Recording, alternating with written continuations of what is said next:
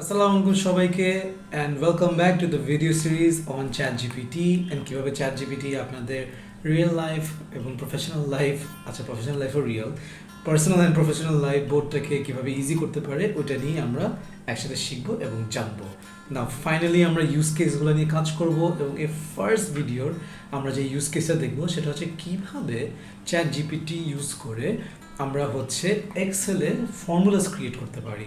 সেটা হচ্ছে আমাকে যদি পার্টিকুলার কোনো একটা জিনিসের অ্যান্সার বের করতে হয় এক্সেলে, ওটা কীভাবে আমি ফর্মুলাস ইউজ করতে পারি নিজের থেকে একদম ফ্রম স্ক্র্যাচ ক্রিটিক্যাল ফর্মুলা না চিন্তা করে না বানিয়ে পুরো কাজটা ChatGPTর উপর ছেড়ে দিতে পারি। সো আমরা একটা এক্সাম্পল দেখি, যেটা হচ্ছে মনে করেন আপনাকে একটা কমিশন ক্যালকুলেট করতে হবে আপনার সেলস টিমের জন্য। সো আপনাকে আপনার বস কয়েকটা ভ্যারিয়েবল দিয়ে দিয়েছে, ডেটা দিয়ে দিয়েছে এবং বলেছে যে যা কমিশনটা ক্যালকুলেট করে নিয়ে আয়। এখন how do you do it?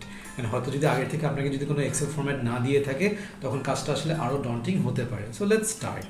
So আমরা ChatGPTতে আসি আগের মতো, সেটা হচ্ছে সিম্পল chatgpt.com করলে আমরা তাদের ওয়েবসাইটে চলে আসবো এবং আমরা একটা এক্সেল ডেটা এখন চেক করি। সো আমি এখানে ওপেন করে রেখেছিলাম একটা এক্সেল ডেটা।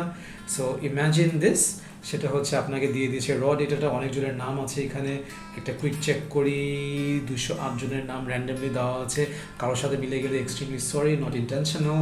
এবং আমরা কয়টা ডেটা আছে এখানে, সে কয়দিন কাজ করেছে, ডেজ ওয়ার্ক, তার কয়টা সেল হয়েছে, নাম্বার অফ সেলস, এবং সে টোটাল কত রেভিনিউ নিয়ে এসেছে, ওইটার একটা ডেটা আপনার কাছে আছে।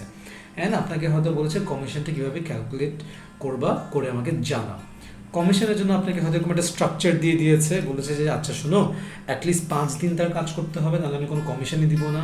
নাম্বার 2, রেভিনিউ যদি 10,000 টাকার উপরে হয় তাহলে ওকে 10% দাও রেভিনিউর। যদি 30,000-এর উপর হয়ে থাকে তার রেভিনিউ, তাহলে তাকে 25% দাও। যদি তার 40,000-এর উপর রেভিনিউ হয়ে থাকে ফাইন, তাকে 30% কমিশন দাও। অ্যান্ড লাস্টলি যদি তার সেলস আবার 30টা সেলের উপর হয়ে থাকে তাকে আবার 5,000 ইনসেন্টিভ দাও। Now it's not insanely complex, but এই ফর্মুলাটা যদি আপনাকে লিখতে হয়, চিন্তা করতে আপনাকে একটু হলেও সময় কাটাতে হবে, কয়েকটা ইফ স্টেটমেন্টস হয়তো ইউজ করতে হবে, আমার মাথায় টপ অফ মাইন্ডে এসেছে। বাট কেন, কি দরকার? এই কাজটা ChatGPT আমাদের খুব ইজিলি করে দিতে পারবে। না, ChatGPT ইউজ করার সময় জাস্ট মাথায় রাখতে হবে যে ChatGPTকে আমাদেরকে কনটেক্সট দিতে হবে, ওকে আমাদেরকে আসলে বোঝাতে হবে আমি ওর থেকে কী চাচ্ছি, তাহলেই সে আমাদেরকে একটা ভালো আউটপুট দিতে পারবে। আমরা যদি ChatGPTতে চলে যাই, আসলাম এখানে, বললাম high, I need you to work as an Excel specialist. I need to calculate commissions for sales agents based on some conditions.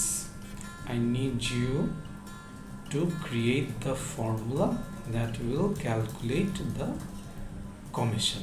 বাস, আমি কিন্তু ক্লিয়ারলি ওর থেকে বলে দিচ্ছি ওর ব্যবহারটা আমি কী চাই এবং আমি ও কি করতে হবে, সিম্পলি পুট। বাট এতটুকু দিয়ে যদি আমি ওকে একটা নেক্সট দিয়ে দিই তাহলে আসলে এনাফ না, বিকজ আমি ওকে কোনো কন্ডিশনগুলোই দিইনি, জানাইনি। আমি যেটা করতে পারি, the conditions are below, right? And এই কেসে আমি জাস্ট যেটা করতে পারি, এখান থেকে এগুলোকে ধরে কপি করে আমি জাস্ট এখানে পেস্ট করে দিতে পারি। পেস্ট করার সময় জাস্ট একটু খেয়াল রাখেন, এক্সেল থেকে পেস্ট করার সময় যে ছবিও চলে আসে, এটাকে জাস্ট ক্রস করে দিলেই আমাদের হবে, ছবি দেওয়া আমাদের এখানে দরকার নেই। সো আমি কন্ডিশনসগুলো দিয়ে দিলাম, must work for at least 5 days to get any commission. আর একটু ক্লিয়ার হয়ে এই জায়গাটা, ফাইন, কন্ডিশনগুলো দিয়ে দিলাম। এখন তো ও কিছু একটা আমাকে রেজাল্ট দিবে, বাট আরেকটু হেল্পফুল হয় আমি যদি ওকে আরেকটু কনটেক্সট দিই, সেটা হচ্ছে I need the results in cell, আসবে হচ্ছে F3। তারপর আমি একটা ইনফরমেশন দিই, the number of days work is in cell C3, তারপর কি ছিল, the number of sales is in cell D3, তার পরেরটাই। অ্যান্ড দেন আরেকটা ছিল total revenue, the total revenue by that agent is in cell E3। So আমি okay সব information দিয়ে দিচ্ছি। স্পেসিফিকলি আমি সেলগুলো কেন দিচ্ছি, কেন যে আমি চাই ও ফর্মুলায় এগুলাই ইউজ করুক, নাহলে আবার ও ইন জেনারেল একটা আমাকে ফর্মুলা দিত, দেন আমার আবার ম্যানুয়ালি সেলগুলোকে চেঞ্জ করতে হতো। কী দরকার, আমি ওটাও করতে চাই না। আমি জাস্ট একবারই প্রম্পটটা লিখলাম, লিখে আমি এখন জাস্ট ওকে কাছে পাঠিয়ে দিলাম, this should be enough. So দেখি ও ভাবছে To create the formula, based on the conditions, using condition if, and here is the formula, চলে আসলো। এবং দেখেন চ্যাটজিপিটির বেস্ট পার্ট হচ্ছে ও যে একটা ফর্মুলা দিল আর ওখানে থেমে গেলো না, ও নিজে থেকে আমাকে এক্সপ্লেনেশন দিচ্ছে যে আচ্ছা এই কাজটা এই জিনিস করছে, এই কাজটা এই জিনিস করছে, এই কাজটা এই জিনিস করছে, রাইট? ইমাজিন এই জিনিসটা আপনি যদি পাশের একটা মানুষকে জিজ্ঞেস করতে হতো যে হয়তো অন্যান্য কাজে বিজি ছিল, তাহলে হয়তো দেখা যেত আপনি আসলে এত ডিটেল ইনফরমেশন তার থেকে পেতেন না। আর যদি ফর সাম রিজন আপনি যখন এই এক্সাম্পলটা কাজ করছেন চ্যাটজিপিটি শুধু আপনাকে এটা দিয়ে থেমে গিয়েছে, no worries, you can always say can you explain the formula line by line. So সে আবার আমাকে আলটিমেটলি এক্সপ্লেইন করেই দিবে পুরো ফর্মুলাটা। সো যে ফর্মুলাটা আবার লিখছে, এক্সপ্লেইন করছে। আগে আমি তাহলে ফর্মুলাটা একটু কপি করি, দেখেন কি সুন্দর, যেহেতু এটা একটা এক্সেলের কোড, ফর্মুলা কোড ঠিক না, এখানে একটা কপি কোড আমরা দিতে পারবো। কপি হয়ে গেল, আমরা এখানে চলে আসলাম কমিশন, এখানে আমি এটাকে পেস্ট করে দিলাম, দেখলাম যে ঠিকভাবে সে সিলেক্ট করেছে, একটা এন্টার দেই 2167, ওকে, দেখি লজিক্যালি মিলে কিনা। 13 days ওয়ার্ক করেছে, ফাইন, সো সে কমিশন পাবে। নাম্বার অফ সেলস 7, সো কোনো এক্সট্রা ইনসেন্টিভ নেই। 20,000 তার মানে হচ্ছে 10,000-এর বেশি 10%, 2167 হচ্ছে 10%। আমি এখন জাস্ট নিচে যেয়ে এটাকে টেনে দিলাম এবং দেখেন অলমোস্ট সব রেজাল্ট চলে আসলো, ঠিক আছে। 0 এসেছে কয়েকটা, 18,000 এসেছে কয়েকটা। So we can get an idea যেটা আসলে কাজ করছে কিনা, রাইট? কুইক হতে আমরা একটা স্যানিটি চেক দিব, সেটা হচ্ছে জিরোগুলো দেখলাম 4টা দিন কাজ করেছে, 0, ঠিক আছে, তার মানে 0টা প্রবাবলি সে রাইটভাবে কাজ করছে। দেন আমি দেখলাম যে ফাইন 30,000-এর উপর হলে 25% পাওয়ার কথা। সো এই যে 36,000 একটা দেখা যাচ্ছে, এখানে সে 9,000 পেয়েছে। আমরা যেটা কুইক ক্যালকুলেশন করি ইন্টু 0.25, 9109, সো তার মানে এটাও কাজ করছে।